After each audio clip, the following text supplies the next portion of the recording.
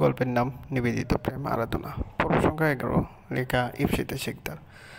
নিবেদিতা দীর্ঘ গলায় জবাব দেয়, মেয়েদের বেশি পড়াতে নেই, সব পড়া শুধু ছেলেদের জন্য রেজিস্ট্রি করা। অনেক পড়ালেখা করেন তো আপনার নাতি অপরকে, সে তো বেকার নেশাখোর। অপরদিকে আমি একটা স্বনামধন্য প্রতিষ্ঠানের বেশ ভালো পজিশনে কাজ করি। তোমার ছোট ছেলে যাকে নিয়ে এত অহংকার তোমার, তার মাসিক আয় যেখানে 50 থেকে 60 হাজার টাকা, আমি তার থেকে বেশ মোটা অঙ্কের টাকাই কামাই করি। তোমাকে আমার দাদু অত্যাচার করেছে কিনা জানি না, তবে বুঝ হওয়ার পর থেকে তাকে তোমার কথার অত্যাচার থেকে রক্ষা পেতে দেখিনি। আরে হ্যাঁ, তোমার জায়গা ছিল না যাওয়া, আমার কোনো অভাব নেই, তবে কেন আমি আরেকজনের কথা শুনে থাকবো কেন? নুরুন্নাহারের খাদনের রাগে যেন ঘি পড়ে আরও ভীষণ রকমের রেগে যে তেড়ে যেতে নেন তিনি নিবেদিতার দিকে। রোদ্দুর সৌরভ সাথে সাথে মেয়ের সম্মুখে ঢাল হয়ে দাঁড়ান। মা, এখানে এসেছো, থাকো, খাও, দয়া করে আমার মেয়ের বিষয়ে নাক গলাবো না। ও যথেষ্ট বড় হয়েছে, নিজেরটা নিজেই বুঝবে, ওর কষ্ট কখনো তুমি বুঝতে পারবে না। বয়সের ভারে নুয়ে পড়া নারীটি বেঞ্চি কাটে, তার ছেলে সুরে শোধায়, যা তা কষ্ট এই মার, এতই যখন বেড়ায় ভালো না, তবে পীড়িত করতে গেছিলে কা? পীড়িত কইরা বিয়া করছে, এখন আবার ঢং লাগায়, একটুনি কথায় তোমার মায়ের চামড়া পুইরা যায়, তাই নি? তাহলে বিয়ের আগের পীড়িত কই গেল? এখন নাটক মারায়। কত কইরা কইছিলাম আমার নাতির লগে বিয়া দে ভালো হইব, তখন তো জোর দিয়া বিয়া করলো, এখন সংসার করতো না কে? বিয়া যেহেতু করছে সইয়াই থাকতে হইব। নিজে পীড়িত কইরা নিজে দেইখা যাই না হই না বিয়া করছে না। কোনো উত্তর দিতে পারে না রমণী। বড় বড় পা ফেলে নিজের ঘরে যে দরজার ছিটকিনি লাগিয়ে মুখে ওড়না চেপে কেঁদে দেয়। মনে মনে ভাবে, সে কি আদৌ জানতো এমন পরিবর্তন হবে আরাধ্যের? তা তো সদাই মনে হয় তার সাথে বসবাসকারী পুরুষটি আরাধ্য নয়, অন্য কেউ। সে আজও মেলাতে পারে না যাকে ভালোবেসেছিল সে আরাধ্য নাকি যার সাথে সংসার করে সে প্রকৃত আরাধ্য। আজ স্ত্রী হয়েছে বলে কি তার সাথে এমন দুর্ব্যবহার? প্রেমিকাদের জন্যই বুঝি পুরুষের সব ভালো আচরণ, কেয়ারিং স্বভাব, সম্মান প্রদর্শন, প্রেমময় অনুভূতির প্রকাশটুকু তোলা। আরাধ্য একা একা বসে আছে, হাতে প্রমোশনের লেটার, তাকে এমডি করা হয়েছে প্রতিষ্ঠানে। সে সফলতাকে সে সুখ ভেবে হাত থেকে বেরিয়ে আছে, তা পেয়ে গেছে, তবে সুখ বা হৃদয়ের আনন্দতা কি সত্যি আছে? নিজে নিজেকে উত্তর দেয় সে, না, কোথাও নেই, বরং অদ্ভুত রকমের শূন্যতায় গ্রাসিত আমি। কেন সে আমাকে বুঝলো না কেন? সে সত্যিই তোকে বুঝেনি না কি তুই তাকে? কোনটা সত্য? বিয়ারের কানটা এগিয়ে দিয়ে শুধাই কবির, আমি ওকে কি বুঝিনি? আমি বারবার বললেও তোরে কেন বুঝতে চাস না? আমার মাথায় যদি দুশ্চিন্তা থাকে, চাপ থাকে, তাহলে মুখে কি করে ফুল ফুটবে? আমি কিভাবে রোমান্টিক দুটো কথা বলবো? ওর কি উচিত একজন আদর্শ স্ত্রীর মতন আমাকে বুঝে মানিয়ে নিয়ে সাপোর্ট করা? দুঃখজনক বিষয় যে তুই এখনো তোর ভুলটা বুঝলি না।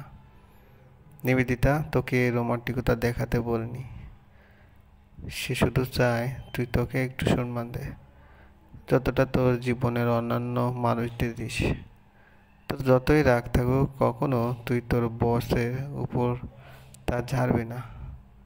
তবে সে কেন? সে তো চায় না তুই মাথায় টেনশন নিয়ে মিষ্টি মুখে কথা বল, শুধু চায় তুই তোর সমস্যাটুকু তার সাথে শেয়ার কর। তোর সমস্যার জন্য তার সাথে রাগারাগি না কর, কারণ সে কখনোই দায়ী না তোর অফিসের সমস্যাগুলোর জন্য। বিরক্তিকর চোখে তাকায় আরাধ্য কবির দিকে, তুই ওর কথা বলবি? অফকোর্স বলবি না। কেন? তোর বউয়ের বেস্টি যে। আমি আমার জায়গায় একদম ঠিক আছে, সংসার এমনভাবেই হয়, এমনভাবেই হয়ে এসেছে দেখেছি।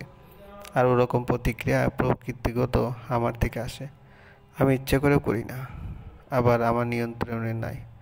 কবি ফোঁস করে এক নিঃশ্বাস ফেলে, সেই সঙ্গে নির্গত হয় অনেকটা নিরাশা, সাথে পরাজয় স্বীকার।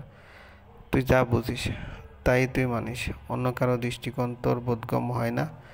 কি বোঝার চেষ্টা করিস না আমি জানি না, শুধু বলবো তোর এই একরোখা স্বভাবের জন্য নিবেদিতাকে না হারিয়ে ফেলিস।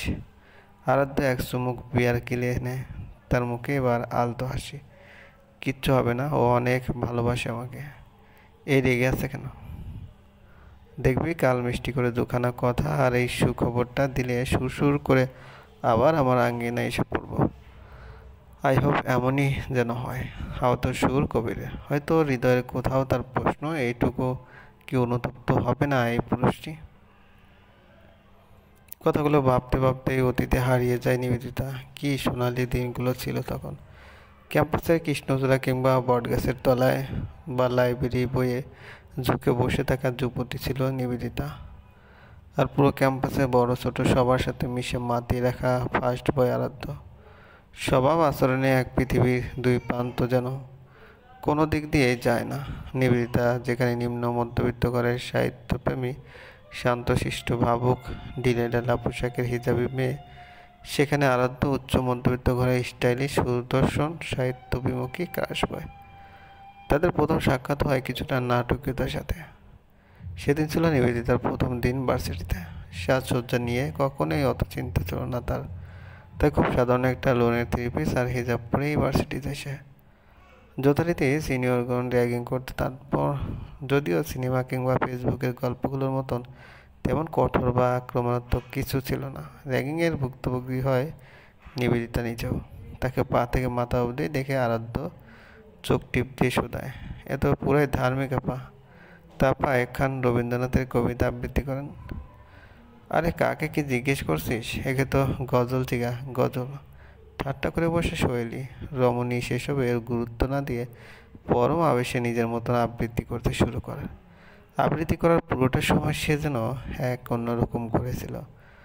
নয়ন তোমারে পায় না দেখিতে, রয়েছে নয়নে নয়নে, হৃদয় তোমারে পায় না জানিতে, হৃদয়ে রয়েছে গোপনে, বাসনা বসে মন অবিরত, ধায় দশটি সে পাগলের মতো, স্থির রাখি তুমি স্মরণে সতত, জাগিছ শয়নে স্বপনে, সবাই ছেড়েছে নাই যার কেহ, তুমি আছো তার আছে তব কেহ, নিরাশ্রয় জনপদ যার যেও, সেও আছে তব ভবনে। রবি ঠাকুর। নিবেদিতার রিনরিনি কণ্ঠে এমন মধুর কবিতা সবারই যেন হৃদয় ছুঁয়ে দেয়। আরাধ্য আনমনেই বলে ওঠে, মিস আপনার আবৃত্তি তো বেশ। ঘোর ভাঙে নিবেদিতা। খেয়াল করে দেখে প্রশংসাকারীকে। সুপুরের কাছাকাছি বর্ণের লম্বাটে মুখের এক সুপুরুষ। তবে আকর্ষণীয় বিষয়টা হলো নাকের মাঝ বরাবর থাকা তিলখানা। মাত্র এটুকুই সাক্ষাৎ ছিল সেদিন নিবেদিতা ও আরাধ্যের। দ্বিতীয় সাক্ষাৎ নবীন বরণে কবিতা আবৃত্তি করার প্রস্তাবের ভাড়ায়। আরাধ্য বলতে গেলে ভক্ত ছিল নিবেদিতার কবিতা আবৃত্তি ও গল্প পড়ে শোনানোর। অতীতের বেড়াজাল থেকে বেরিয়ে আসে নিবেদিতা। চোখ থেকে এক বিন্দু অশ্রু ঝরে দেয়। ভাবে তবে তার কি দোষ? প্রিয় মানুষের বদলানোর ভয়ঙ্কর যন্ত্রণা সহ্য করতে তো বাধিত নয় সে। তাহলে কি জন্য তার প্রেম প্রশ্ন ওঠে? তার নিবেদিত প্রেমের আরাধনা গভীরত্বে ধ্যান আদৌ করা যায় কি বলবে?